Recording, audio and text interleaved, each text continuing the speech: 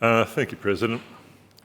I rise to speak on the Energy and Other Legislation Amendment, Resilience Reforms and Other Matters Bill 2026.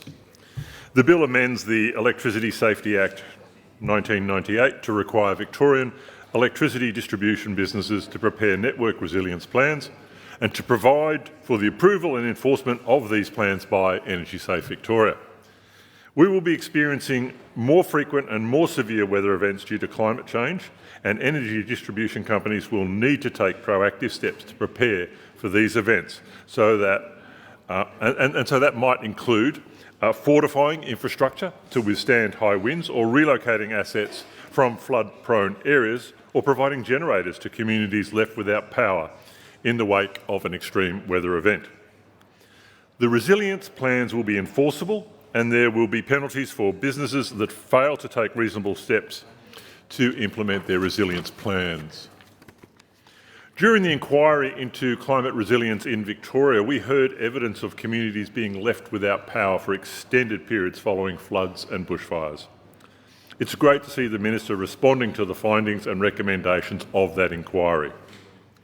The bill makes other changes, including amendments to life support provisions under the Electricity Industry Act 2000 and the Gas Industry Act 2001, amendments to the National Electricity Victoria Act 2005 to support the transition of the energy sector from fossil fuels to renewables, and amendments to the Treaty Act to ensure the Self-Determination Fund can receive and administer the relevant benefits to traditional owners, as well as other minor amendments, which I won't go into now. There have been amendments moved by the government and the opposition. Let's look at the opposition amendments first. The first of which is to impose a requirement on electricity retailers to itemise the proportion of funds that will go into the Traditional Owners Fund. Now, the legislation relating to the three groups receiving benefits under the scheme was passed in the previous VicGrid bills. Those groups all received the same amount: landholders, affected communities and traditional owners.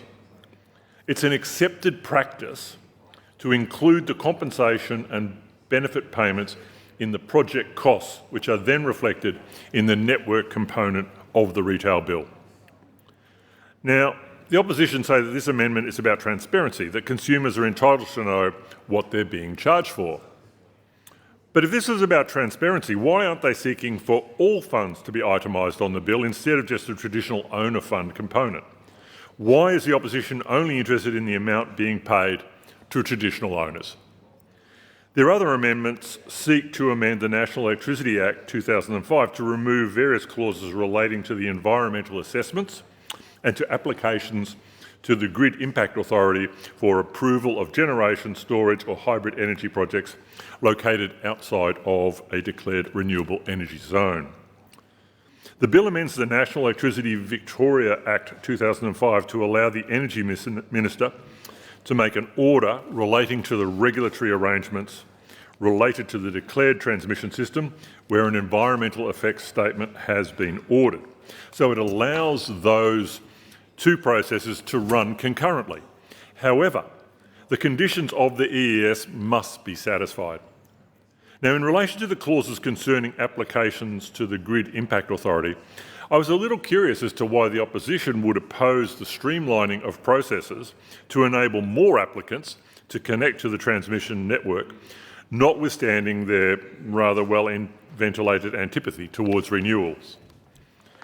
These clauses require applicants to prove that they have undertaken due consultation and engagement with affected landholders, communities and traditional owners, and that their project delivers meaningful social value and economic benefits. Now, those very requirements for appropriate consultation, I think were admirably highlighted in the inquiry that the Environment and Planning Committee just completed into consultation.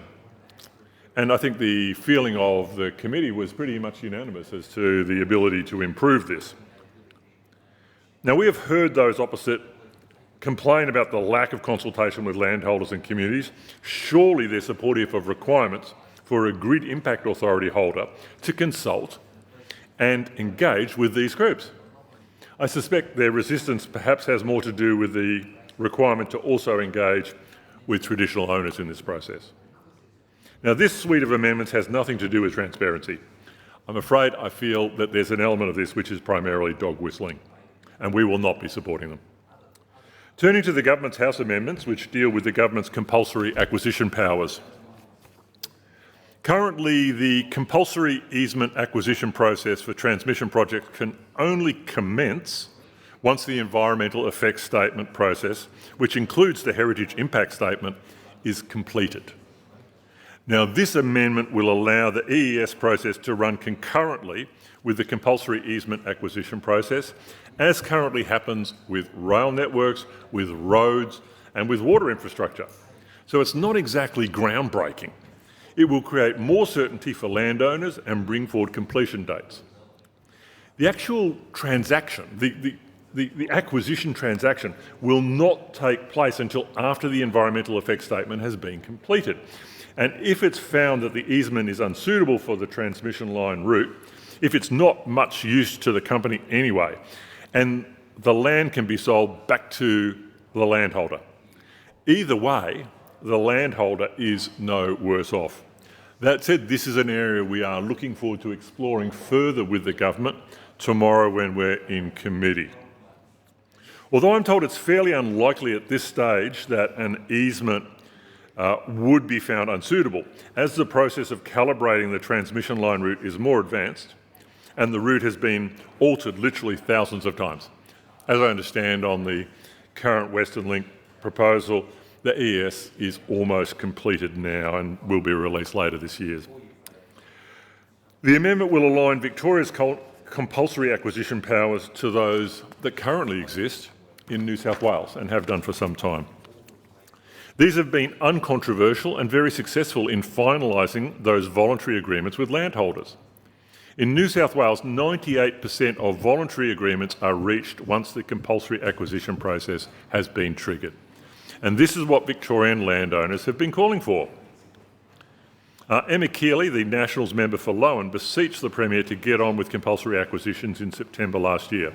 And I do want to put a caveat here, which is I've not had a chance to contextualise this with Ms Keeley, but if I quote directly from transcript, have compulsory acquisitions of land and make it quick and make it fair so our people can move on.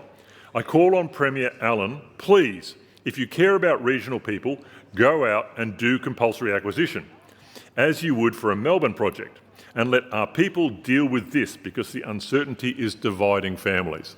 Now that seems a very reasonable proposition from Ms Keeley, and she's up from out that way. So, you know, as I said, there may be some contextual issue that I'm missing, but it seems to me that that's a pretty solid support for exactly this concept of bringing forward the compulsory acquisitions.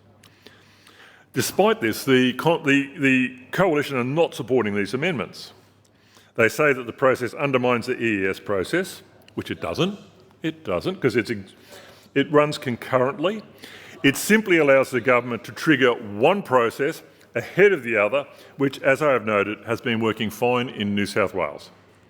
The outcome is ultimately the same. It's not about how many easements have been acquired. If the EES does not pass, the process will be the same whether the land has been acquired or not. It's bigger than any one site.